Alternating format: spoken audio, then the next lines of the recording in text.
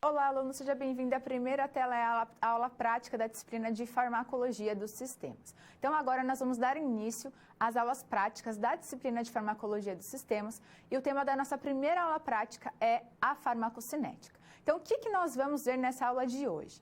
A farmacocinética é uma das áreas de estudo da farmacologia.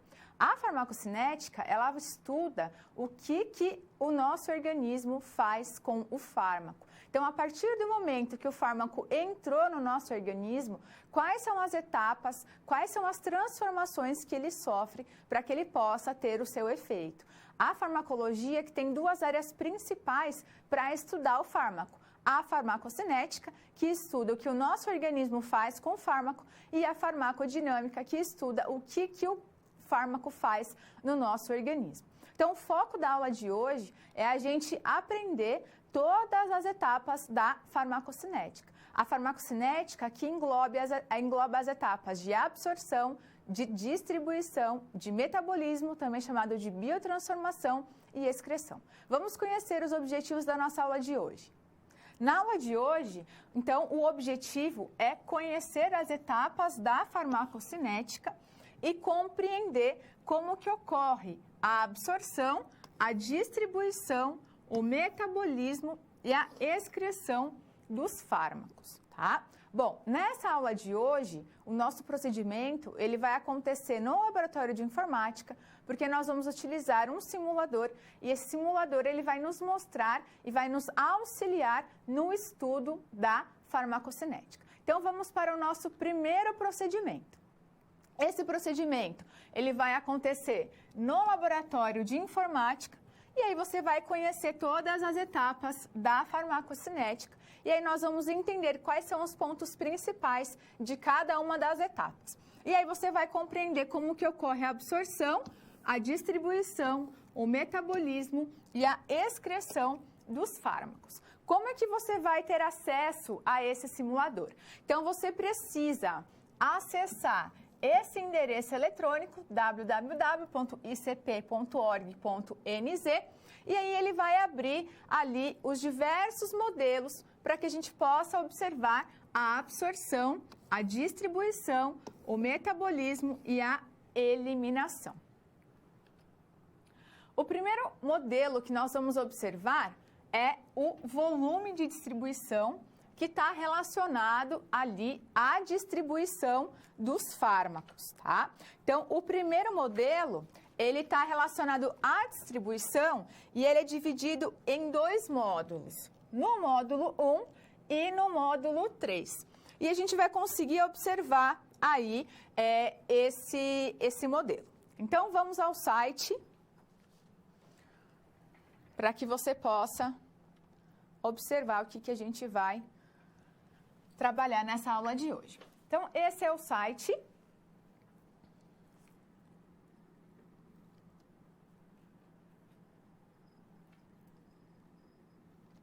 Então, aqui, www.icp.org.nz.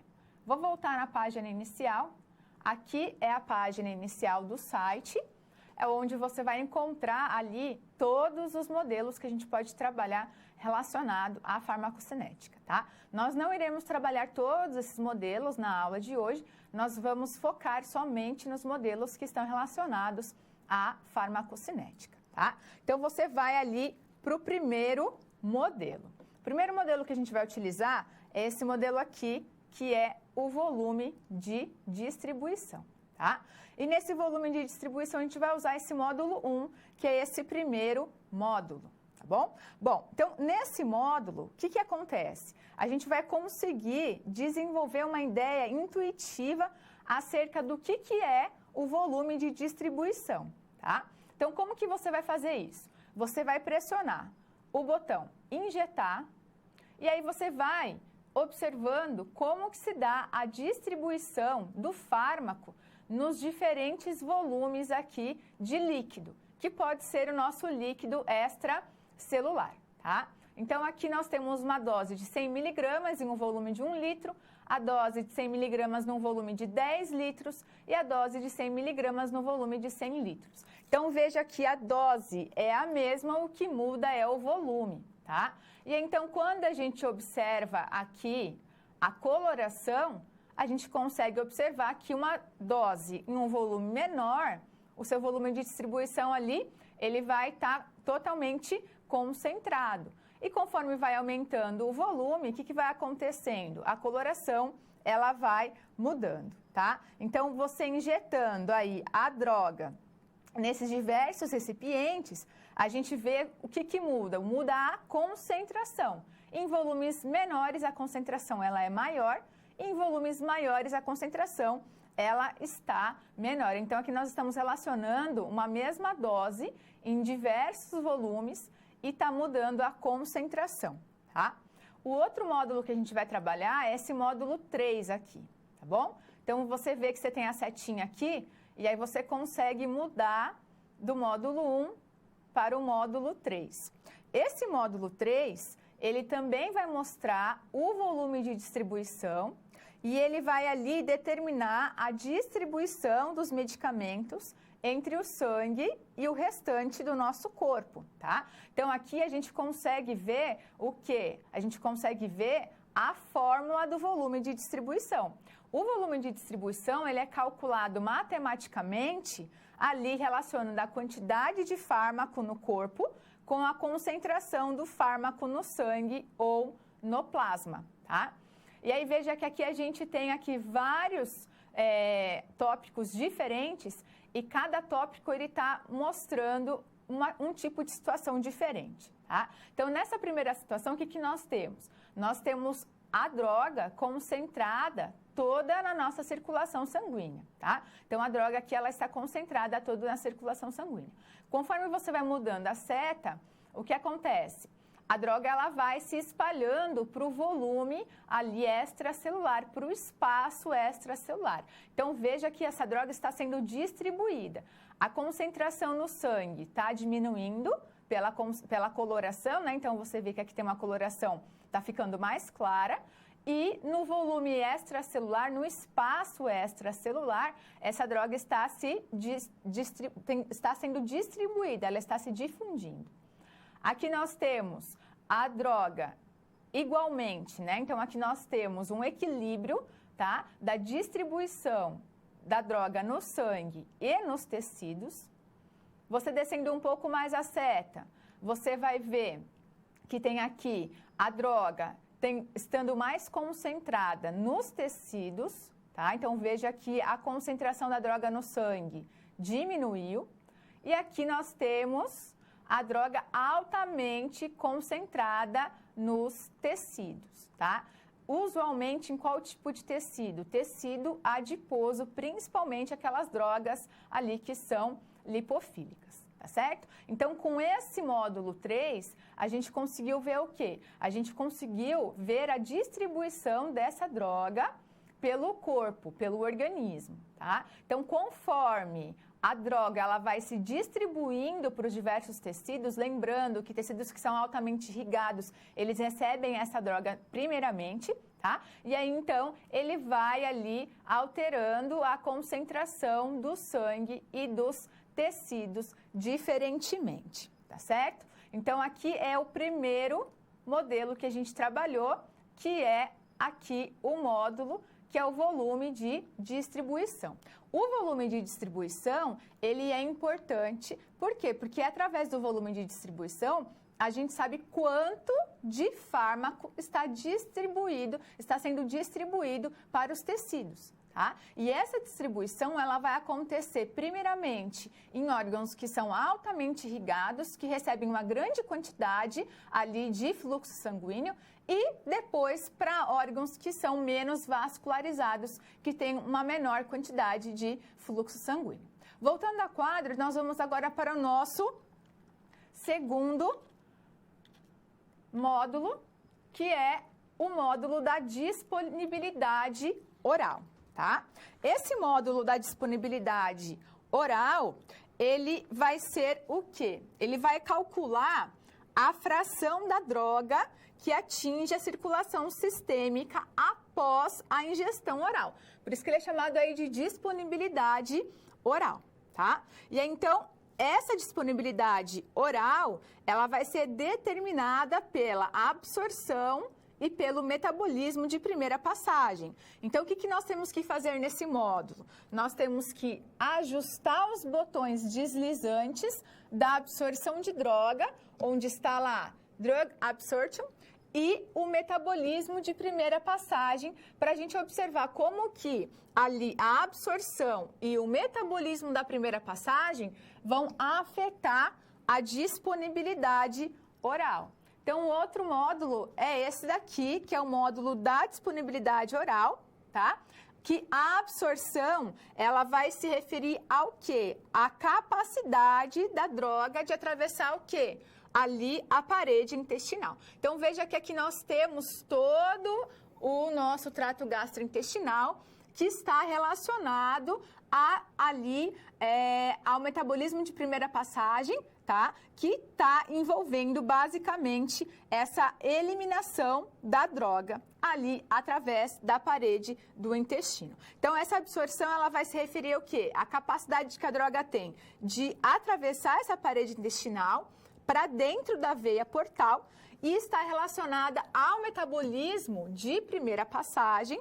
E esse metabolismo de primeira passagem vai descrever o quê? Vai descrever a eliminação pré-sistêmica da droga, que pode ocorrer na parede do intestino e também na veia portal ou até mesmo no fígado, tá? Então, geralmente, para esse metabolismo de primeira passagem, o órgão mais importante é o fígado. Então, o órgão que mais contribui para esse metabolismo de primeira passagem é o fígado. Então, vamos observar como que eles vão afetar ali a disponibilidade oral da droga. Então, você vai vir aqui, você vai buscar pela avaliação ali da disponibilidade oral. Então, vem aqui em oral availability.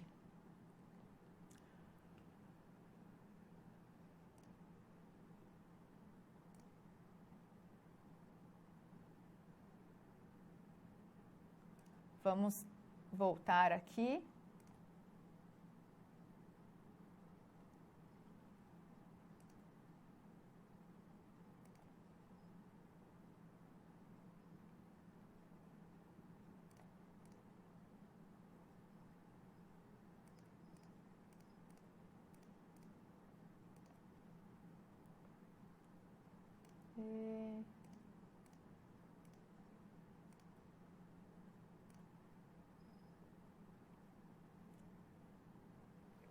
Bom, então, aqui nós temos esse módulo para avaliar a disponibilidade oral. E o que você tem que fazer aqui? Nós temos que ajustar esses dois botões, tá? O botão da absorção da droga e o botão do metabolismo de primeira passagem, para a gente observar aqui como que isso influencia na disponibilidade oral, tá? Então, vamos lá. Então, se a gente mexer aqui na absorção da droga, colocando a absorção da droga mediana, o que está acontecendo aqui com a disponibilidade oral? Está também diminuindo, tá? E se a gente aumentar o metabolismo de primeira passagem, ele diminui ainda mais a disponibilidade oral dessa droga. Por quê? Porque essa droga, ela está sendo absorvida ali e ela está sendo absorvida pela via oral, aqui pelo nosso trato gastrointestinal, tá? E aí está sofrendo o metabolismo de primeira passagem. Então, essa droga, ela está sendo ali transformada, ela está sendo biotransformada no fígado. E esse metabolismo, o que ele faz? Ele faz com que ocorra a diminuição da disponibilidade oral da droga. Então, se a gente colocar uma absorção da droga ótima e um metabolismo de primeira passagem baixo, então nós temos uma disponibilidade oral da droga em 100%, tá? Então, é importante que a gente consiga entender como que o metabolismo de primeira passagem, ele vai influenciar na disponibilidade oral da droga, tá? Esse metabolismo de primeira passagem, ele faz a biotransformação do fármaco. então ele vai diminuir a biodisponibilidade oral dessa droga. Em contrapartida, quando tem um metabolismo de primeira passagem baixa, nós temos aqui uma alta disponibilidade oral desse fármaco. O próximo modelo que nós vamos observar é o modelo do Drug Clearance, tá?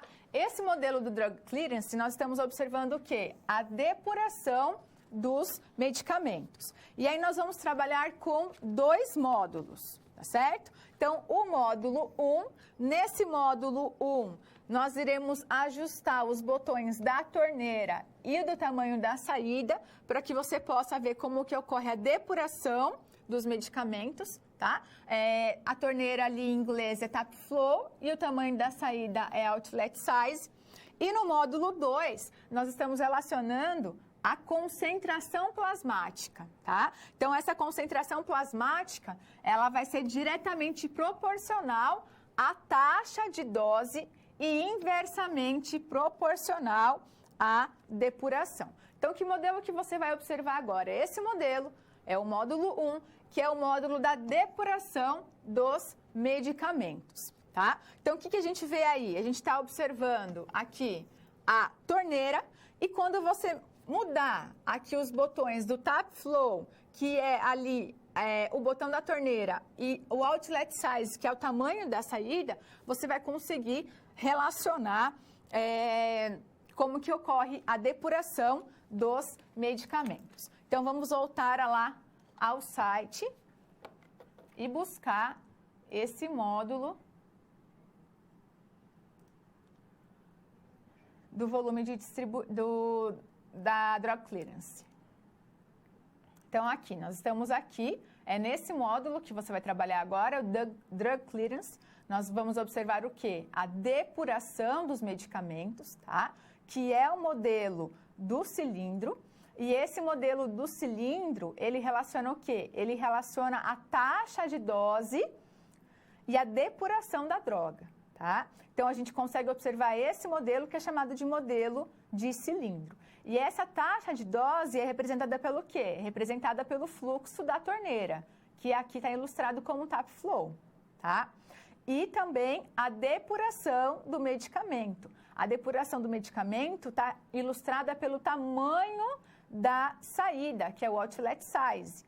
E como é que dá a concentração aqui da droga no plasma, que vai ocorrer através do quê? Através da altura da coluna de água, tá? Então, o que a gente tem que fazer aqui, basicamente? Aqui nós temos que ajustar o fluxo da torneira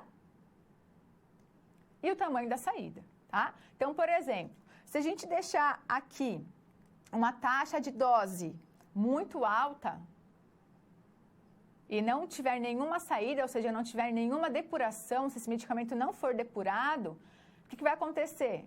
Ele vai ter uma overdose, tá? Por quê? Porque esse medicamento ele não está sendo excretado. A depuração dos medicamentos está relacionada à sua eliminação. Então, se você tem só uma dose alta, mas não tem uma excreção desse fármaco, acontece a overdose, tá? Agora, o que a gente faz? A gente muda aqui o tamanho da saída, que é a excreção desse fármaco, tá? Então, aqui o outlet size, ele está sendo representado pela depuração do medicamento, que é o tamanho da saída. Então, veja aqui, se a gente aumentar o tamanho da saída, também vai diminuindo a concentração da droga no plasma, tá? Por que aqui? Porque aqui, a altura dessa coluna é o quê? É a concentração da droga no plasma, tá certo? Então, se a gente deixar aqui uma concentração alta, uma taxa de dose alta, e colocar uma excreção intermediária, veja que a altura da coluna ela vai subindo.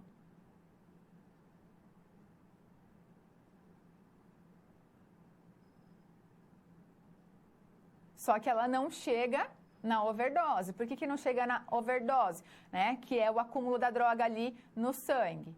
Porque ela vai saindo, tá? Então, a gente tem que fazer o quê? Aumentar aí ainda mais a excreção, tá? Então, o que é a depuração ou clearance? A depuração de medicamentos está relacionado à quantidade que está sendo excretada. A excreção, ela é a última etapa da farmacocinética. Por quê? Porque é a excreção que vai eliminar todos os fármacos ou seus metabólitos do nosso organismo.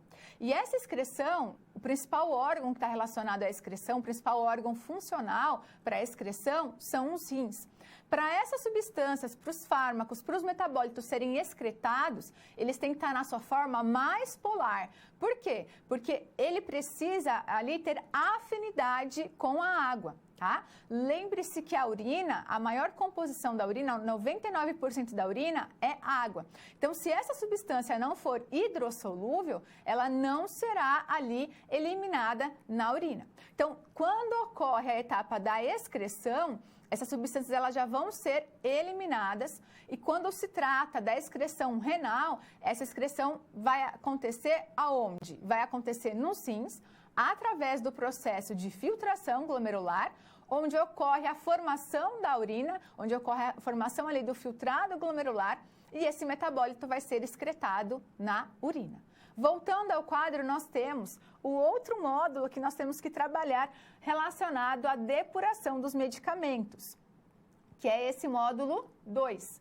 O módulo 2, o que ele vai relacionar? Ele vai relacionar aqui a concentração plasmática, tá? Essa concentração plasmática, ela é diretamente proporcional à dose e inversamente proporcional à depuração, tá? Então, aqui ele está expressando matematicamente o quê? A depuração, o clearance, tá? Então, a concentração da droga no plasma, ela vai ser proporcional ao que? A dose. Quanto maior for a dose de fármaco, maior vai ser a sua concentração plasmática. Só que se você tiver ali uma depuração, uma excreção, essa concentração plasmática ela vai diminuindo, que é o que a gente observou aqui nesse modelo 1, tá? Então, nesse modelo 1, você viu que quanto mais você aumentava a dose, maior era o tamanho, a altura da coluna, porque maior era a concentração plasmática. Tá? Também, se você aumentava a saída, que é a excreção, que aqui está representado como a depuração, o que acontece? Essa concentração plasmática, ela diminui, tá? A concentração plasmática nesse modelo do cilindro está representado pelo quê? Pela altura da coluna. Então, veja, com uma alta taxa de dose, mas também com uma alta saída, com uma alta excreção, nós não temos ali um aumento dessa concentração plasmática. Por quê? Porque está tendo o aumento da dose, mas também está sendo excretado esse fármaco. Ao passo que se você diminui a excreção, se esse fármaco não é em nenhum momento excretado, nós temos ali um aumento dessa concentração plasmática até ter as doses tóxicas, tá? E aí, então, nós temos que mexer aqui nessa saída para mudar a depuração desse fármaco. Então, aqui nesse modelo 2, o que a gente vai observar é a fórmula matemática da taxa de depuração, que essa concentração plasmática aí, ela vai ser diretamente proporcional a, basicamente, a taxa da dose e inversamente proporcional à depuração, tá?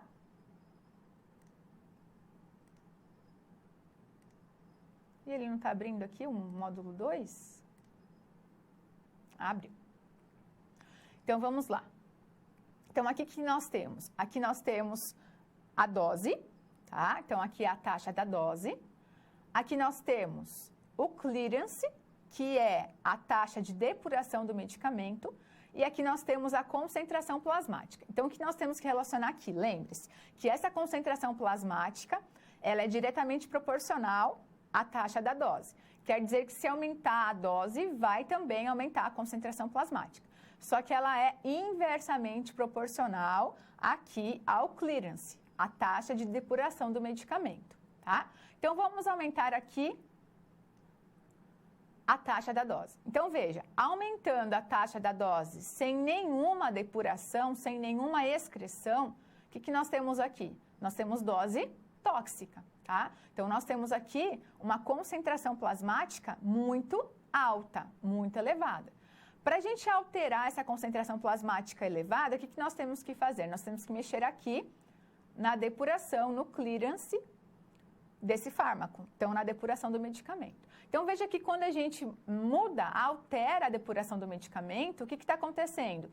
A concentração plasmática também diminuiu, tá? Porque embora você tenha uma dose ali elevada, você está tendo uma depuração, então está tendo ali a depuração do medicamento. A concentração plasmática também está diminuindo. Ao passo que se a gente aumentar toda aqui a depuração do medicamento, essa concentração plasmática, ela cai à metade, tá? Então, aqui nós temos o caso de uma injeção intravenosa, de uma via parenteral, tá?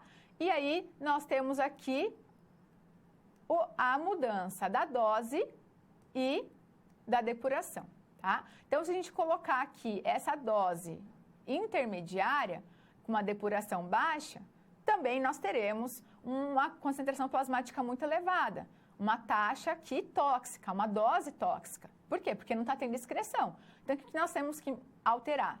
Nós temos que alterar a depuração do medicamento. E veja que, conforme vai aumentando a depuração do medicamento, o tamanho do fígado e do rim também vai aumentando, tá? Por quê? Porque essa droga, ela está sendo ali transformada, metabolizada no fígado. Por quê? Porque ela precisa ali, a metabolização do fígado. Para que serve a metabolização do fígado? A metabolização no fígado vai fazer com que essa droga, com que esse fármaco, que é mais apolar, ou seja, que tenha mais afinidade por substâncias lipofílicas, se torne mais polar. Então, o intuito de metabolizar os fármacos, metabolizar as drogas, é tornar essas substâncias mais polares.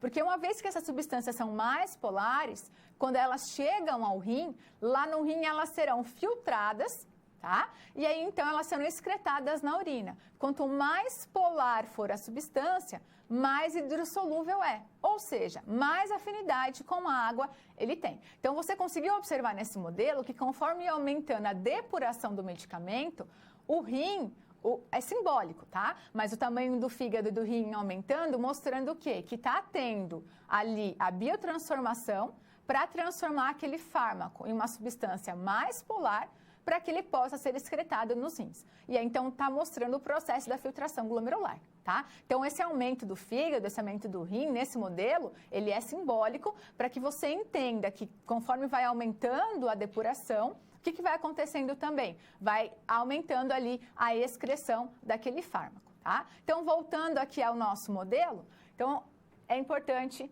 você observar e se atentar a esses detalhes, tá? Então, vamos aqui, ó. Então, aqui quando nós temos uma dose alta, uma depuração baixa, então, esse fármaco, a concentração dele está toda onde? Está toda na nossa circulação sanguínea, tá? Então, está na nossa circulação plasmática. A concentração plasmática da droga, do fármaco, é muito alta. Então, o que vai acontecer? Esse fármaco ele vai começar a ser ali depurado, tá? Então, vai começar a ser excretado. O que está acontecendo? Ele está sendo transformado ali no fígado em um composto mais polar, tá? Para que ele possa ser eliminado ali nos rins, através dos rins, com a urina, através do processo de formação da urina, tá? Tanto que muitas bulas, quando você reparar nas bulas, na bula do profissional, quando eles trazem a farmacocinética, eles trazem a excreção. E lá eles colocam se aquele fármaco ele é excretado mais na urina, se ele é mais excretado nas fezes. Então, existem algumas formas de excreção. Existe a forma renal, através das fezes da bile e também através da excreção pulmonar, tá? Mas a maior parte da excreção dos fármacos acontece através da via renal. Então, muitas bulas vão trazer e você vai ler ali, excreção. Esse fármaco, ele é excretado predominantemente pela via renal, que é esse modelo que nós estamos observando neste momento, tá? Então, vamos agora ao nosso próximo modelo. Nosso próximo modelo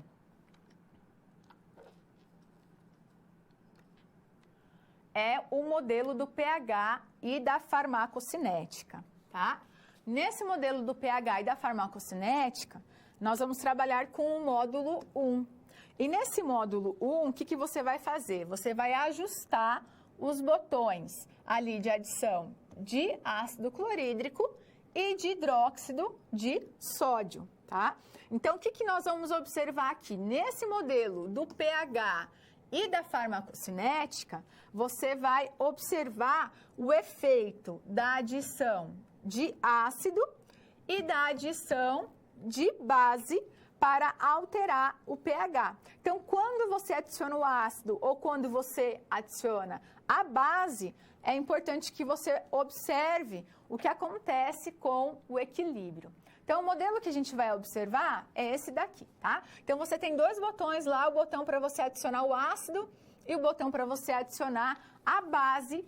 E aí, você vai ver quando você adiciona o ácido, como que ele altera esse equilíbrio, tá? Então, aqui nós temos um equilíbrio entre a forma ionizada e a forma não ionizada, tá certo? E aí, então, quando a gente adiciona o ácido ou a base, altera esse equilíbrio entre a forma ionizada e a forma não ionizada, tá bom? Então, vamos lá. Então, se você adiciona o ácido, por exemplo, se a gente adicionar o HCl, o que vai acontecer? Esse equilíbrio vai se mover para a direita.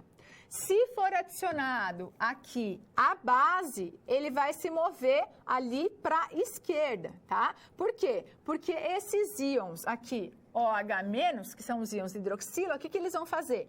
Eles vão aqui se unir aos íons H+, tá? E aí, o que vai acontecer? Ele vai formar água e esse equilíbrio vai se mover para a esquerda, tá? E o que é importante ressaltar? Nós temos que lembrar que a droga não ionizada é aquela droga que atravessa as barreiras biológicas, as membranas biológicas, porque lembre-se, as membranas biológicas, elas são lipofílicas, tá? Elas são lipídicas. Então, as membranas celulares, por serem lipídicas, a droga, o fármaco, ele vai atravessar melhor essa membrana biológica se ele estiver na forma não ionizada do que se ele estiver na forma ionizada. Então, vamos mudar ali para que a gente consiga observar e que você possa entender o que é o pH, como que o pH influencia na absorção das drogas.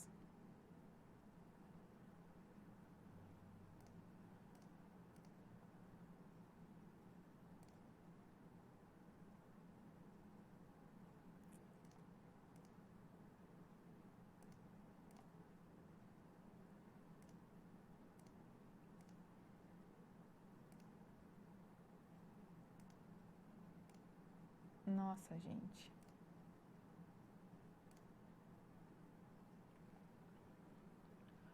A internet, às vezes, faz a gente confirmar que nós não somos robô, né? Então, vamos lá. Então, aqui nós temos o módulo do pH e da farmacocinética, tá? Então, o que você tem que fazer? Você tem que observar qual que é o efeito de adicionar o ácido ou a base, tá? E o que ela faz com o equilíbrio e quando que ela muda das formas ionizadas e das formas não ionizadas, tá? Então, vamos lá. Então, aqui nós temos a membrana, tá? Lembre-se que as membranas celulares, as membranas biológicas, elas são formadas por fosfolipídios. Ela é uma bicamada de fosfolipídio. Se ela é uma bicamada de fosfolipídio, essa membrana ela é lipídica, então ela vai ter mais afinidade com o quê? Ela vai ter mais afinidade com substâncias que são lipídicas, tá? Então, vamos adicionar aqui o ácido. Quando a gente adiciona o ácido, ele vai deslocar o equilíbrio para onde? Ele vai deslocar o equilíbrio para a direita, quando vai aumentar a concentração do quê? Do fármaco na forma não ionizada. Quando o fármaco está nessa forma não ionizada, ele consegue atravessar a membrana celular, tá? Ao passo que a gente coloca uma base, o que ela vai fazer? A hidroxila, ela vai se unir com o íon hidrogênio iônico e vai formar moléculas de água, tá? E vai deslocar esse equilíbrio para onde? Vai deslocar esse equilíbrio para a esquerda, aumentando a concentração de fármaco ionizado. E essa concentração de fármaco ionizada, ela vai dificultar com que esse fármaco consiga atravessar a membrana celular, tá? Então, esse aí é o modelo do pH e da farmacocinética. E aí, agora vamos para o nosso próximo modelo, que é o módulo da meia-vida, tá? Quando nós estudamos a meia-vida dos fármacos, nós vamos trabalhar aí com 3 modelos. Então, no módulo 1, você vai ver que a meia-vida do medicamento é calculada a partir de uma curva de concentração plasmática versus o tempo, tá? No módulo 3, você vai manipular qualquer um daqueles controles deslizantes para ver as várias combinações que permitem manter a curva do tempo dentro da janela terapêutica. E no módulo 4, que nós veremos ali a forma da curva de concentração versus o tempo, vai depender do quê? Vai depender do volume de distribuição, vai depender da depuração do medicamento, da meia-vida, do tamanho da dose e do intervalo da dose. Então, vamos agora para o próximo modelo. Esse próximo modelo, ele é da meia-vida. Então, vamos voltar aqui à página inicial.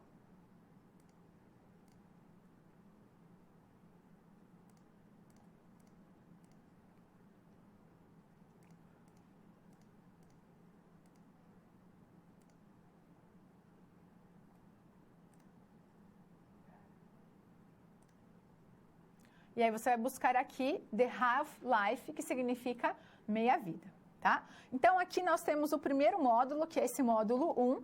Nesse módulo 1, essa meia-vida do medicamento vai ser calculada através do quê?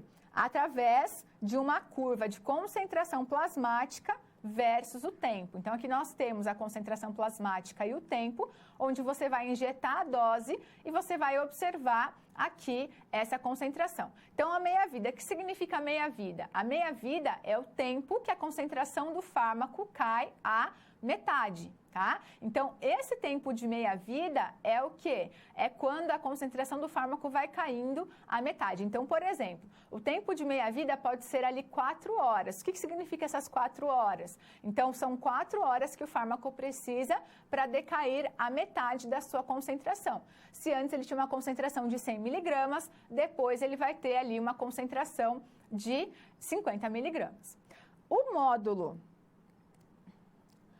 módulo 3 é quando a gente observa aqui a concentração mínima tóxica e a concentração mínima efetiva, tá? E aí, quando você vai manipulando qualquer um desses controles deslizantes, você vai vendo as combinações que permite ali manter a curva do tempo, tá? Então, por exemplo, o tempo de meia-vida diminuindo, aumentando a dose e diminuindo aqui o intervalo, tá? Então, nós temos aqui altas concentrações do quê? De doses que são tóxicas desse fármaco, tá? Se a gente deixar um tempo de meia-vida intermediário, numa dose alta, no intervalo alto, ele também vai apresentar ali doses que são tóxicas, tá? Então, você vai mudando aqui esses botões do tempo de meia-vida, da dose, do intervalo da dose, e você consegue observar. Então, veja que aqui a concentração plasmática, né? Então, a concentração mínima efetiva, para que ela tenha ali uma concentração eficaz, é quando nós temos aqui equilibrado o tempo de meia-vida, a dose e o intervalo da dose. E o outro modelo é esse módulo 4 aqui, que a gente vai observar que a forma dessa curva versus o tempo, tá? Vai depender do quê? Vai depender do volume de distribuição, vai depender também da depuração do medicamento, vai depender do tamanho da dose, do intervalo da dose e do tempo de meia-vida. Então, vamos deixar aqui um tempo de meia-vida, ele está mostrando aqui que o tempo de meia-vida está baixo, tá? Então, vamos aumentar o tamanho da dose, aumentar também o intervalo da dose, aumentar a distribuição dessa dose e também aumentar ali a depuração desse fármaco. Então, veja que quando nós aumentamos tudo, o que acontece? Ele não chega ali a uma concentração mínima e efetiva para que ele possa ali ser eficaz e é um tempo, a droga ela tem ali um tempo de meia-vida curto, tá? Então, esses modelos, eles são modelos importantes para quê? Para que a gente possa trabalhar os conceitos da farmacocinética. A farmacocinética, que é o estudo, tá? O que a farmacocinética estuda? Ela vai estudar o que o nosso organismo faz com o fármaco. Então, a partir do momento que esse fármaco ele foi administrado, por exemplo, um fármaco de administração via oral, quais são os processos que acontecem com esse fármaco para que ele possa ser eficaz? E aí, a farmacodinâmica que vai estudar o que esse fármaco vai fazer no nosso organismo, é a farmacodinâmica que estuda o mecanismo de ação dos fármacos. Voltando ao quadro, nós temos aqui o último modelo, que é esse modelo da meia-vida. E aí agora nós iremos discutir os nossos resultados, tá? Então, neste momento, o que é importante? Neste momento, o que eu quero com você? Eu quero que a gente possa revisar o que é essa absorção, o que é essa distribuição, o que é a metabolização, o que é a excreção. Tudo isso você viu na aula teórica e é importante que você relembre esses conceitos para que você entenda o que o nosso corpo faz com o fármaco a partir do momento que ele é administrado. Então, vamos ao quadro. Nós temos aqui que a farmacocinética, ela é o quê? A farmacocinética, ela é o estudo do movimento de uma substância química, em particular de um medicamento, no interior de um organismo vivo. Tá? Então, esse fármaco, ele vai ser administrado e a partir do momento que ele é administrado, ele vai ser absorvido, tá? Então, o que é essa absorção? A absorção é a entrada da substância química no organismo que vai fazer com que esse fármaco chegue à corrente sanguínea. Mas isso vai depender do pH e também do pKa desse medicamento. Tá? Então, a absorção ela pode acontecer, por exemplo, no estômago e no intestino delgado. A partir do momento que essa droga ela é absorvida, ela será distribuída. O que seria essa distribuição? É o transporte da substância do nosso corpo, que pode ser feito pelo sangue ou pela linfa. Os fármacos, eles sofrem a biotransformação, também chamado de metabolismo dos fármacos, que é o que? É a transformação química para promover a eliminação daquela substância, ou seja, é transformar aquela substância que é mais apolar em uma substância que é mais polar para que ela possa ser excretada. E esse processo de metabolismo acontece aonde? Acontece no fígado. E a excreção que é a remoção dos agentes tóxicos do sangue e o seu retorno para o ambiente externo, tá? Pode se dar por várias vias, só que a mais comum é a via renal, através da excreção da urina, mas também pode acontecer pela via digestiva, através das fezes e também pela via pulmonar. Ao contrário da metabolização, que é um processo químico, a excreção é um processo físico. Tá? E aí a sigla que nós temos para ilustrar as fases da farmacocinética é a ADME, que significa absorção, distribuição, metabolismo e excreção. Tá? E o entendimento e a utilização dos princípios farmacocinéticos é importante para quê? Para ampliar ali o sucesso terapêutico e reduzir a ocorrência de efeitos adversos ali do fármaco no organismo, tá? E aqui nós temos uma imagem que vai ali contemplar as etapas da farmacocinética e também vai ter a interligação com a farmacodinâmica, né? Então, essa figura, ela vai mostrar o quê? Ela vai mostrar as correlações entre a absorção, a distribuição, tá? Então, quando esse fármaco, ele é distribuído, a sua biotransformação, que é a sua metabolização, e ali a sua excreção, que está relacionado à depuração do medicamento, onde ele vai ser ali provavelmente excretado pelos rins, tá? Então, o que seria essa absorção? A absorção, ela é a transferência do fármaco do seu local de ação para onde? Para o compartimento central, tá? E a partir daí ele será distribuído e vai sofrer todos os processos necessários para que ele possa ter ação no nosso organismo. Então, o que é a absorção? A absorção é o processo de transferência do fármaco do seu local de administração para a corrente sanguínea, tá? Então, ela é uma série de processos que vai acontecer, onde essa substância externa a um ser vivo vai penetrar no organismo sem que cause uma lesão e vai chegar até o sangue, tá? Bom, se essa absorção, ela é a passagem do fármaco ali do seu local de administração para a circulação sanguínea, para que ela possa ali chegar ao seu local de ação, o que nós temos que pensar? Como que acontece essa absorção? Então, primeiramente, para o fármaco conseguir chegar ao seu local de ação, ele precisa atravessar as membranas biológicas, tá? Então, a primeira etapa aí da absorção é o quê? É que esse fármaco consiga atravessar as membranas biológicas, lembrando que as membranas celulares, elas são uma bicamada de fosfolipídios para que ela possa chegar ao seu local de ação. E como que esse fármaco atravessa essas membranas biológicas?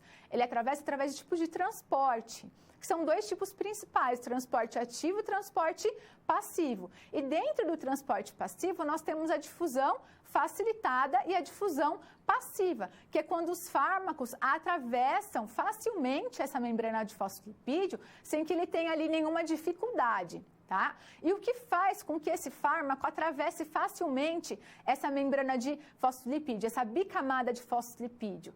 Ele depende do quê? Das suas características fisicoquímicas e também depende da sua polaridade. Fármacos que são apolares, eles são mais lipossolúveis. Eles conseguem atravessar facilmente essa bicamada de fosfolipídio. Fármacos que são maiores, ou fármacos que têm carga, ou fármacos que são mais polares, eles encontram uma certa dificuldade para atravessar essa bicamada de fosfolipídio. Por isso que existem outros tipos de transporte, como, por exemplo, uma difusão facilitada, que é quando esse fármaco vai atravessar essa bicamada de fosfolipídio, mas com a ajuda ali de um porteiro, tá? O que seria esse porteiro? É um canal de proteína que tem na membrana plasmática que vai facilitar a entrada desse fármaco, ou até mesmo através do transporte ativo, como a endocitose. Voltando ao quadro, nós temos a imagem ali da bicamada de fosfolipídio. Então, aqui nós temos o quê? Aqui nós temos a membrana biológica celular, e essa membrana biológica celular, ela é formada por uma bicamada de fosfolipídio, tá? Bom, então, o que é importante? Nesse fenômeno aí da absorção, é de vital importância o quê? A constituição das membranas celulares, lembrando que essas membranas celulares, essas membranas biológicas, elas são uma bicamada de fosfolipídio, tá? O que é mais importante também? O pH do meio onde se encontra essa substância, o pKa do medicamento e também como que vai acontecer esse transporte transmembrana, tá? Esse transporte transmembrana, ele pode acontecer através do quê? Através de transporte passivo ou também através de processos ativos de transporte ativo, tá? Então, nós temos que lembrar que para esse fármaco ser absorvido, tá? Para que ele atravesse aí a membrana, por exemplo, uma das primeiras barreiras ali das membranas biológicas é o epitélio intestinal ou até mesmo a pele, tá? E as características do fármaco vão ali também influenciar na sua disponibilidade no seu local de ação. Quais são as características do fármaco? É o peso molecular, a sua conformação estrutural, o grau de ionização, a lipossolubilidade desse fármaco, que pode ser um composto ionizado ou não ionizado, e também a capacidade que ele tem de se ligar às proteínas séricas e teciduais. Tá? E aí a velocidade da absorção, ela também vai ser afetada, ela vai variar de acordo com a forma farmacêutica. Tá? Então, aqui nós temos que as soluções, ali a velocidade de absorção dela é maior do que, por exemplo, as formas farmacêuticas que são sólidas. Então, aqui nós temos o quê? As formas farmacêuticas líquidas, como por exemplo, as soluções, elas têm uma velocidade de absorção maior do que as formas farmacêuticas sólidas, como a cápsula, o pó, o comprimido e a drágea. Bom, e quais são os fatores que vão influenciar na absorção dos fármacos? Existem as variáveis que são fisiológicas, que estão relacionadas à circulação local, tá? Que está relacionada ao quê? Ao fluxo sanguíneo daquele local de absorção. O fluxo sanguíneo para o intestino é maior do que, por exemplo, para o estômago. Então, a absorção no intestino ela vai ser favorecida. Está relacionada também à área absortiva. Essa área absortiva, ela está relacionada também à área de superfície total que está disponível para absorção. Por quê? Porque não vai ter uma boa absorção se o fármaco vai se movendo ao longo do trato gastrointestinal de forma rápida, né? Como, por exemplo, ali se o paciente tem uma diarreia. Tá? Também influencia o tempo de esvaziamento gástrico e a motilidade intestinal. Então, no geral, a presença de um alimento no estômago, o que ele vai fazer com aquele medicamento? Ele vai fazer uma diluição daquele fármaco e assim ele vai ser absorvido mais lentamente. E essa absorção, ela também é diminuída ou pelo menos será retardada se diminuir o quê? Diminuir a velocidade de esvaziamento gástrico. E aí nós temos as condições patológicas do indivíduo e as propriedades químicas que estão relacionadas com a droga, que seria a solubilidade, que está relacionada ali à forma farmacêutica, se é uma forma farmacêutica sólida, líquida, ao tamanho da molécula, a lipossolubilidade, então se é um fármaco lipofílico ou se é um fármaco hidrofílico, e essa lipossolubilidade dos fármacos estão relacionadas ao seu coeficiente de partição óleo-água, e o pKa da droga, que vai mostrar qual que é o grau, qual que é a capacidade que aquela droga tem de se ionizar. E aqui nós temos aí uma tabela que mostra os fatores que influenciam a absorção dos fármacos, tá? Então, por exemplo, em uma concentração maior, ele vai ter uma maior absorção, que é o que nós vimos nos modelos. Numa concentração menor, ele vai ter uma menor absorção. Com relação à forma farmacêutica, igual nós acabamos de ver, uma forma farmacêutica líquida, como uma solução, tem uma absorção maior do que uma forma farmacêutica sólida, como, por exemplo, ali um comprimido, tá? O tempo de esvaziamento gástrico vai ter uma maior absorção quando esse tempo for menor e vai ter uma menor absorção quando esse tempo for maior.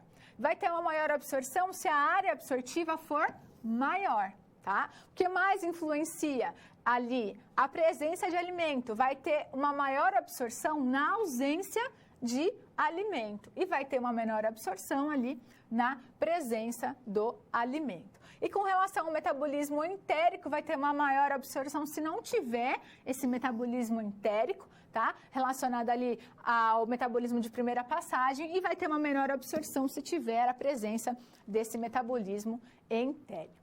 E agora nós temos aqui a influência do pH na polaridade dos medicamentos. Por quê? Porque os medicamentos, na sua maioria, eles são compostos orgânicos com propriedades de ácidos fracos ou bases fracas, tá? Então, em solução aquosa, eles se apresentam parcialmente ionizados, e a proporção entre essa parte ionizada e a não ionizada vai ser determinada pelo quê? Vai ser determinada pelo pH do meio onde esse fármaco se encontra, tá? E vai depender do que também? Vai depender da constante de dissociação do medicamento, que é o pK desse medicamento. Para calcular a proporção entre a forma ionizada e não ionizada de um medicamento, ali, num determinado pH, a gente usa a equação de Andersen-Rosser-Pak, que fala o quê? Que fala que esse ácido orgânico fraco, na forma molecular, ele pode ser encontrado também nas formas dissociadas, tá? E aí, o que nós temos que pensar? Segundo o modelo que nós vimos do pH, o que acontece? Se nós temos ali um fármaco na sua forma mais ionizada, ele vai ter dificuldade para atravessar a bicamada de fosfolipídio, tá? Então, o que vai acontecer? Ele não vai conseguir atravessar facilmente aquela bicamada de fosfolipídio. Agora, se ele estiver na forma não ionizada, que é na sua forma molecular, ele vai atravessar aquela bicamada de fosfolipídio fosfolipídio com mais facilidade, tá? E aí, então, não vai precisar por exemplo, de uma difusão facilitada para aquele fármaco conseguir atravessar a bicamada de fosfolipídio. Por quê? Porque ali o fármaco já está na sua forma molecular, ele consegue atravessar facilmente aquela membrana fosfolipídica, que é a membrana celular. Voltando ao quadro, nós temos uma imagem dessa membrana celular.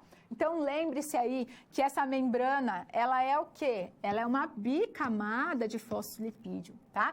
Veja que aqui ela também tem o quê? Ela também tem moléculas de proteína inserida nessa bicamada de fosfolipídio, e são essas moléculas de proteína que estão inseridas nessa bicamada de fosfolipídio que facilitam ali o transporte daqueles fármacos que não conseguem atravessar facilmente a membrana plasmática. Então, por exemplo, se um fármaco está na sua forma ionizada, ele não vai conseguir difundir facilmente pela membrana plasmática. O que vai acontecer? Ele vai precisar de um facilitador. E na maioria das vezes, quem é esse facilitador? Esse facilitador são ali as proteínas que funcionam como canais para que eles possam ser transportados, tá? Então, o modelo que a gente estudou do pH foi esse modelo, para que você possa entender que a parte não ionizada, ou seja, a parte ali molecular, tá? Quando o fármaco, seja ele um ácido, tá? Ele está na sua forma molecular, o que vai acontecer? Ele vai ser menos hidrofílico, ou seja, ele vai ser mais lipossolúvel, ele vai ser ali menos polar. Se ele é menos polar, ele consegue se difundir facilmente pela bicamada de fosfolipídio. Ele consegue atravessar essa bicamada de fosfolipídio mais fácil do que a forma ionizada, tá? Então, a gente tem que lembrar o quê? Que como a membrana celular do organismo, predominantemente ela é fosfolipídica, então aqui nós temos uma membrana biológica com as duas camadas de fosfolipídio, a parte que não é ionizada, que é essa parte mais lipossolúvel, que é a parte menos polar, seja um fármaco, um ácido fraco ou uma base fraca, ele vai atravessar essa bicamada de fosfolipídio mais facilmente. Então, ele vai ser mais facilmente absorvido, tá?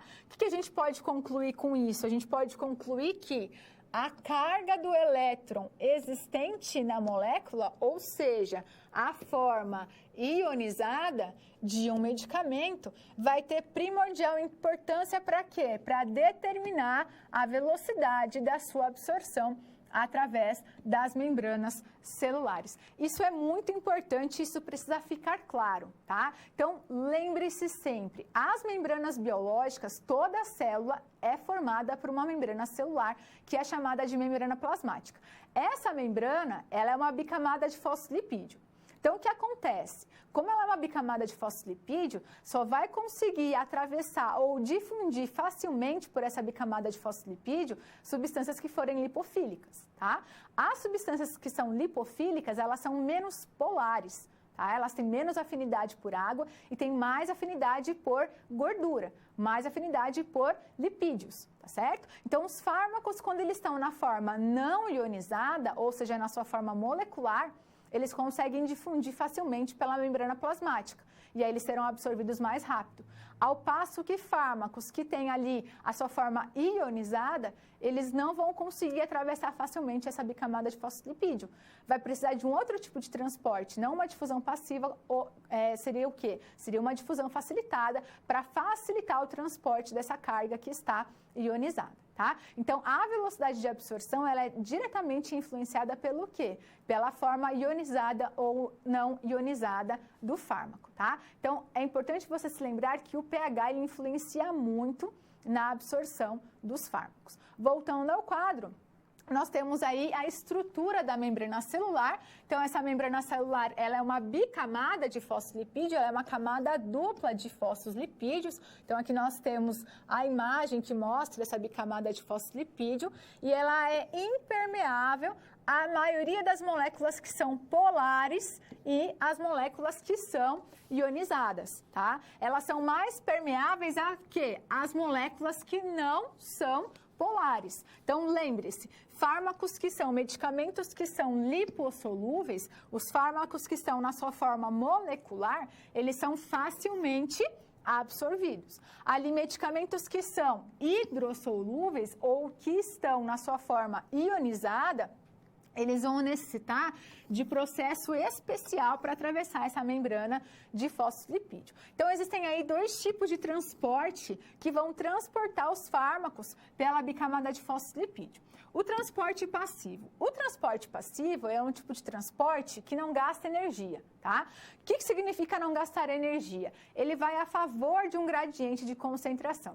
Se ele vai a favor de um gradiente de concentração, ele vai se difundir facilmente pela membrana plasmática, que são os tipos de difusão passiva e ali a difusão normalmente que acontece desses fármacos.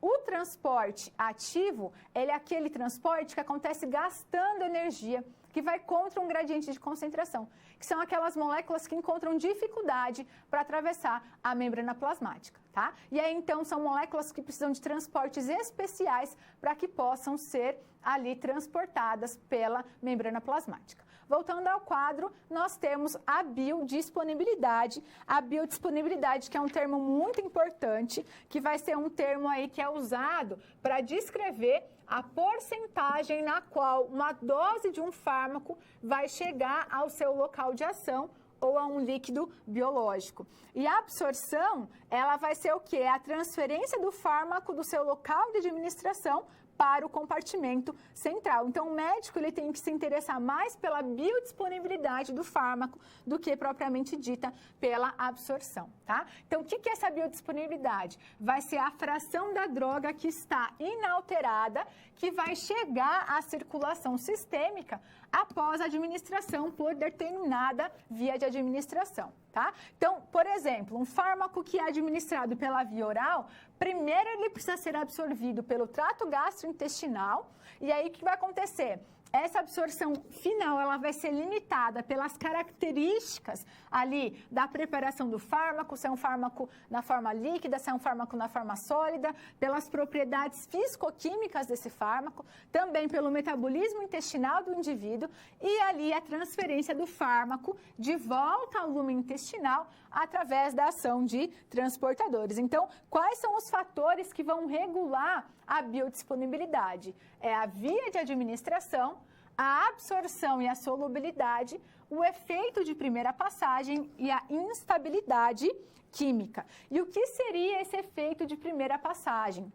O efeito de primeira passagem, que é o metabolismo de primeira passagem, vai se referir à passagem da substância química que vai ser absorvida no trato gastrointestinal pelo fígado através da nossa veia porta, tá? E ele é chamado de sistema porta-hepático e aí ele vai ser biotransformado, porque assim ele vai conseguir alcançar o restante do nosso organismo, tá? Geralmente, ele é um efeito inconveniente, tá? Por quê? Porque daí é necessário uma dose maior do fármaco, principalmente quando ele vai ser administrado por via oral, quando a gente compara com outras vias. Por exemplo, se a gente comparar uma via parenteral, que é uma via intravenosa, com a via oral, a via intravenosa não sofre esse metabolismo de primeira passagem, tá? Então, a dose ela é menor do fármaco quando comparado à sua administração pela via oral. E aí nós temos ali o metabolismo de primeira passagem, o modelo que nós usamos quando nós comparamos a absorção da droga e o metabolismo de primeira passagem. E esse processo vai acontecer aonde? No nosso trato gastrointestinal, principalmente no sistema porta-hepático ali no fígado. Bom, as vias de administração. Então, a escolha da via pela qual o medicamento deve ser administrado vai depender de alguns fatores. E quais são os fatores que vão ali determinar a via de administração? Primeiro, é a rapidez com que é requerido o efeito terapêutico, tá? Por exemplo, se for um caso de urgência, a via parenteral ela é a preferida. Por quê? Porque na via parenteral, o fármaco já é biodisponibilizado direto no seu local de ação. A eficácia do fármaco. A adesão à terapêutica, tá? Por exemplo, dependendo do tipo de paciente, se é um paciente idoso ou criança, a via de administração oral, ela vai ser a mais comum aí, porque é uma via mais fácil, econômica e segura. O que mais que influencia? Influencia também as características do fármaco. Por quê? Porque existem aqueles fármacos que quando são ingeridos, eles vão sofrer alterações no estômago e aí, então, vai ser influenciado principalmente pelo quê? Pelo pH do estômago. E existem fármacos que sofrem metabolismo de primeira passagem e quando eles sofrem esse metabolismo de primeira passagem, vai alterar a atividade daquele fármaco. Ou, às vezes, tem fármacos que são pró-fármacos e que vão se tornar ativos somente quando sofrem esse metabolismo de primeira passagem que acontece no fígado. E quais são as vias de absorção mais comuns? Então, nós temos as vias de absorção pelo trato gastrointestinal. Pelo trato gastrointestinal, fatores como a água, o fluxo sanguíneo, a superfície absortiva e o estado físico vai influenciar nessa absorção. Nós temos a absorção pela via respiratória, que é a absorção pulmonar, que vai acontecer ali para fármacos que são gasosos e voláteis, que são inalados e absorvidos pelo epitélio pulmonar e pelas mucosas do trato respiratório, tá? O acesso à via aqui pela absorção respiratória é maior, já que essa área pulmonar é muito grande, e as vantagens dessa via é a absorção quase que instantânea pela corrente sanguínea, evitando ali a perda de fármaco através do metabolismo de primeira passagem, e aí em casos de doença pulmonar, como por exemplo a asma, é utilizado o quê? Essa via pulmonar, porque o fármaco já é ali aplicado no local de ação desejado. E aí nós temos fármacos que são absorvidos pela pele, que são fármacos que conseguem penetrar a pele, tá? Então, fármacos que conseguem penetrar a pele intacta. Para isso, vai depender do quê? Da superfície onde eles são aplicados, tá? A absorção sistêmica vai acontecer mais facilmente quando? Quando a pele está ali com alguma abrasão, tá? Porque vai ampliar ali a absorção do fármaco. E também quando o veículo ele é oleoso, já que nós temos ali na pele um local que é lipossolúvel. E aqui nós temos o quê? Nós temos a curva da concentração plasmática das drogas, tá? Então, o que é importante? Então, presta atenção aqui. Os fármacos, eles precisam estar em concentrações suficientes no seu sítio de ação para que ele tenha um efeito farmacológico esperado. Tá? Então, existe uma relação direta entre a concentração do fármaco no seu sítio de ação, ali e no plasma. E para isso, o que a gente pode utilizar? A gente pode utilizar curvas de concentração do fármaco no plasma ao longo do tempo, tá? E ela é uma medida indireta da concentração do fármaco disponível no seu sítio de ação. E ela vai variar de acordo com o quê? Essa curva varia conforme a via de administração do fármaco, tá? Então, o que nós temos aqui? Aqui nós temos a porção ascendente dessa curva, que vai representar o quê? Que vai representar a fase de absorção, tá? E a curva descendente, que representa a pós-absorção. A pós-absorção são as fases de distribuição, metabolismo e excreção. Tá bom? Bom, você já deve ter reparado que existem alguns fármacos que têm uma ação rápida, enquanto outros demoram mais para fazer o efeito. O início da ação só vai ser observado quando? O início da ação só vai ser observado quando a concentração do fármaco atinge a concentração mínima efetiva, tá? Então, quando esse fármaco atinge a concentração mínima efetiva, ele vai ter o seu início da ação. Isso vai refletir a concentração mínima do fármaco no sítio de ação, tá? E vai resultar no quê? Vai resultar no efeito farmacológico. Então, por exemplo, antibiótico. Quando a gente fala em antibiótico, nós nos referimos à concentração inibitória mínima. O que é isso? Qual que é a menor concentração que tem que ter do antibiótico no plasma para causar a morte da bactéria, tá? Bom, e aí então nós temos também a concentração máxima tolerada. O que é essa concentração máxima tolerada? É a concentração tóxica, tá? Então, é na concentração máxima tolerada, quando o fármaco ele atinge acima dessa concentração máxima tolerada, o fármaco ele apresenta o efeito tóxico, tá? Então, veja aí que no pico do gráfico, o que nós temos? No pico do gráfico, nós temos a concentração máxima. E a concentração máxima vai representar a máxima concentração de fármaco em um determinado tempo, num tempo máximo.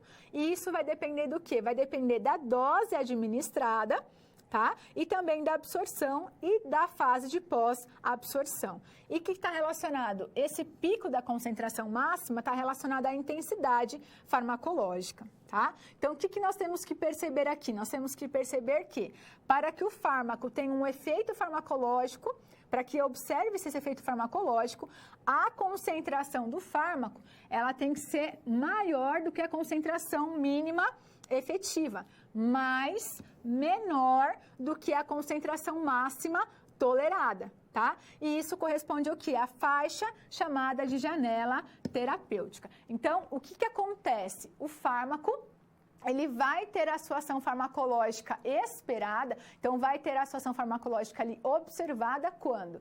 Quando ele atingir a concentração mínima efetiva. Então, quando esse fármaco atingir essa concentração mínima efetiva, vai iniciar a sua ação, tá? E ele vai perdurar a sua ação ali e ele não pode aumentar muito da concentração máxima tolerada.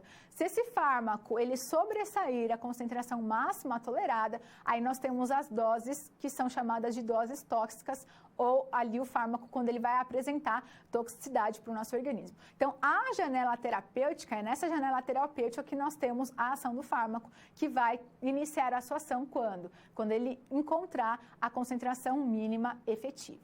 Voltando ao quadro, nós temos a distribuição, que é o processo pelo qual o fármaco passa da corrente circulatória para o líquido extracelular ou as células dos tecidos, tá? Então, esses fármacos, eles são distribuídos aí através do sistema circulatório e lembre-se que a distribuição, ela depende do quê? Da permeabilidade das barreiras teciduais, da ligação às proteínas plasmáticas, da ligação dentro dos compartimentos, da diferença de pH do local e do coeficiente de partição, óleo e água das substâncias e, muito importante, ali da irrigação dos tecidos, tá? Tecidos que são altamente irrigados, como, por exemplo, o coração, o cérebro, o rim, o fígado, eles recebem maior volume de fluido, até que ali ele vai encontrar o equilíbrio da distribuição. E ele vai ser encontrado mais facilmente, tá? Então, se nós temos um maior fluxo sanguíneo,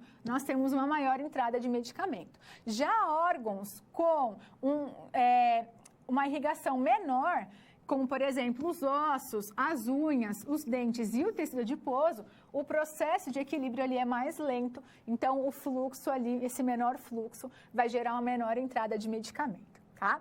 E aí, então, isso vai depender basicamente do quê? Vai depender das características, tá? Dentro ali do compartimento. Por exemplo, moléculas hidrofílicas vão ter mais afinidades por tecidos e músculos, e as moléculas lipofílicas vão ter mais afinidade por gordura. As proteínas plasmáticas, elas são importantes por quê? Porque alguns fármacos, eles circulam na corrente sanguínea e eles estão ligados às proteínas plasmáticas, sendo que a albumina é a principal proteína plasmática que vai carregar os fármacos que são ácidos e a glicoproteína alfa-ácida alfa 1, ela vai se ligar a fármacos que são básicos, tá? E aí, a ligação do fármaco à proteína vai limitar a sua concentração no tecido e no seu local de ação. Então, o que quer dizer? A fração livre do fármaco está em equilíbrio nos dois lados da membrana, tá? Então, somente a fração livre é que está ali o fármaco disponível, é o fármaco ativo. Então, após atingir o equilíbrio da distribuição, somente a concentração de fármaco livre, que é o fármaco ativo, que está ali no líquido intracelular, será igual à concentração plasmática, tá? Por quê? Porque a ligação do fármaco, ele vai fazer, nessa proteína, vai fazer com que ele não consiga ali atravessar as barreiras, tá? Ele não vai conseguir atravessar a membrana biológica para ter a sua ação. Então, o transporte e o metabolismo do fármaco, ele vai ser limitado pela ligação à proteína plasmática, da mesma forma que essa ligação do fármaco vai limitar a filtração glomerular dessa proteína. Desse fármaco, perdão. Então, veja, o fármaco, quando ele está ligado à proteína, na hora que ele vai atravessar a membrana glomerular do rim para ser filtrado, essa proteína vai impedir essa passagem desse fármaco e vai dificultar ali a sua excreção. Então, o fármaco ativo é aquela concentração de fármaco que está livre. É o fármaco ali que vai ter a sua ação. Fármacos que estão ligados a proteínas, eles encontram dificuldade para atravessar as membranas biológicas e também encontram dificuldade para serem metabolizados e excretados do nosso corpo. Voltando ao quadro, nós temos aí a fórmula do volume de distribuição. O volume de distribuição, que é definido como o volume de líquido necessário para conter a dose do fármaco em uma concentração plasmática, tá? Fármacos que são retidos no plasma, eles têm um volume de distribuição mais baixo, e os fármacos que são distribuídos mais amplamente, eles têm um volume de distribuição mais alto. E lembrar que, se esse fármaco estiver ligado às proteínas, ele vai tornar aquele fármaco ali inativo e incapaz de atravessar as membranas celulares. Essa ligação do fármaco à proteína plasmática faz com que esse volume de distribuição seja baixo, tá? Então, por exemplo, quando administramos um fármaco via intravenosa, no início ele vai ter uma elevada concentração na circulação, que com o passar do tempo vai se reduzindo, tá? Devido ao quê? Devido à distribuição desse fármaco pelo nosso organismo. E essa concentração vai estar aumentada onde? Em tecidos que são altamente vascularizados. Ali, depois nos músculos e, por último, no tecido adiposo. E aí nós temos um modelo do volume de distribuição, onde nós vimos que a mesma dose em volumes diferentes afetava a concentração do fármaco. A biotransformação. A biotransformação são as reações realizadas pelo organismo com a finalidade de tornar substâncias pouco polares, que são substâncias lipossolúveis, em substâncias mais polares, que são as substâncias hidrossolúveis, por meio das enzimas. É um metabolismo que acontece no fígado, que é o metabolismo hepático, e pode ativar, inativar ou até mesmo gerar produtos tóxicos. Essas reações de biotransformação acontecem em duas fases. A fase 1, que acontece através de reações de oxidação, hidrólise ou redução, e a fase 2, onde esses compostos da fase 1, eles vão se tornar polares, mas não tão polares, tá? E aí, então, eles sofrem essas reações de fase 2, onde são conjugados com ácido glicurônico, para tornar essa substância mais polar, a fim de que ela possa ser excretada ali pelas fezes ou até mesmo pelos rins, tá? Então, essa reação de biotransformação, o que que ela faz? Ela diminui a lipossolubilidade e aumenta a eliminação renal.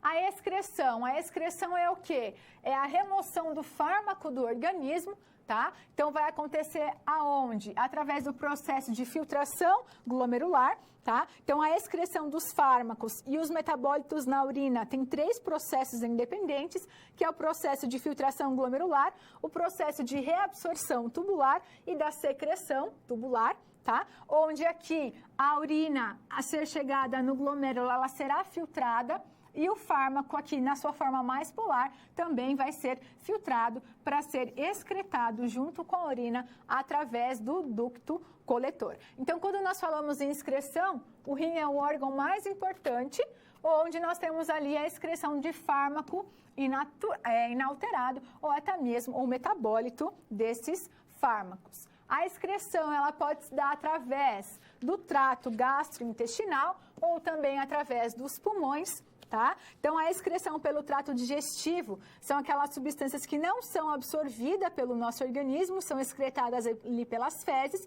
e o organismo faz o uso do efeito da primeira passagem para que ele possa ali excretar essas substâncias, tá? Então, as substâncias excretadas nas fezes, elas são fármacos predominantemente ingeridos por onde? Através da nossa via oral, que não foram absorvidos ou que sofreram um metabolismo de primeira passagem. Então, são fármacos que são ali metabolizados e excretados na bile ou são secretados diretamente no trato gastrointestinal. E a excreção pulmonar vai acontecer ali para a eliminação dos gases anestésicos. É uma importante via de eliminação dos gases anestésicos, onde nós temos ali gases e vapores que são eliminados por esta via.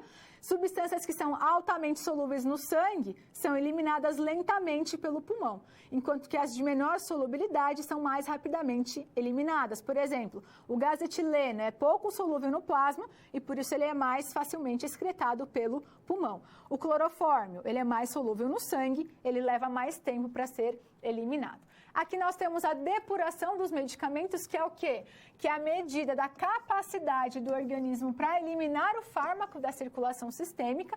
Então, essa depuração ela vai predizer o quê? A velocidade de eliminação em relação à concentração do fármaco ali, que é o que nós vimos no nosso modelo. A eliminação desse medicamento, ele pode ser expressa pela depuração renal, que é também chamada de clearance renal, que é o volume de plasma que vai conter a substância que é removida pelo rim por unidade do tempo. Então, ali, quanto de plasma é necessário para ser filtrado por unidade de tempo para que a substância seja eliminada. E aqui nós temos o tempo de meia-vida, que é o tempo necessário para que a concentração plasmática do fármaco, após a distribuição, a metabolização e a eliminação, seja reduzido pela metade. Então, por exemplo, tem medicamentos que têm tempo de meia-vida de 8 horas. O que é isso? Quando a concentração plasmática cai à metade, tá? Para que ela ali seja metabolizada. Então, por exemplo, aqui o tempo de meia-vida é de 8 horas, então a cada 8 horas, o fármaco que tinha 100 miligramas, ele decai a sua concentração, que é a metade, para 50 miligramas, passada mais 8 horas, ele cai para mais uma metade, que é 25 miligramas, tá? Então, fármacos que têm um tempo de meia-vida muito longo, a posologia precisa ser bem adequada para não ocorrer efeitos tóxicos. E fármacos com tempo de meia-vida muito curto, o que acontece? É o contrário. As doses elas têm que ser mais altas para que produza algum efeito, tá? E aí, o tempo de meia-vida ela vai ser importante para quê? Para a verificar qual que é a administração dos fármacos nos determinados intervalos da posologia. Se é de 8 em 8 horas, se é de 12 em 12 horas. Então, é importante esse tempo de meia-vida para quê? Para a gente entender quando o fármaco ele decai à metade. Então, o que seria esse tempo de meia-vida? Quanto tempo é necessário para que a concentração do fármaco caia à metade? Essa aula prática de hoje, ela é importante para que você entenda quais são as etapas da farmacocinética. Cada etapa da farmacocinética se refere a um passo que o nosso organismo faz com aquele medicamento, uma modificação que o nosso organismo faz com aquele medicamento, tá? Lembrem que existem características importantes que vão determinar tanto a absorção quanto a distribuição, tanto a metabolização e também a excreção, tá? Então, o que é importante você saber? É importante você saber que para ocorrer a absorção, esse fármaco ele precisa atravessar as membranas biológicas e a característica lipofílica desse fármaco vai influenciar na sua absorção, vai influenciar com que ele consiga ali absorver aquele medicamento, tá? Então, eu peço que você estude essa aula ali com bastante atenção, tá? Trabalhe bastante nesses módulos, nesses modelos, porque são modelos visuais que a gente consegue entender o que está acontecendo em cada uma das etapas da farmacocinética. Finalizo aqui a nossa primeira aula prática da disciplina de farmacologia dos sistemas.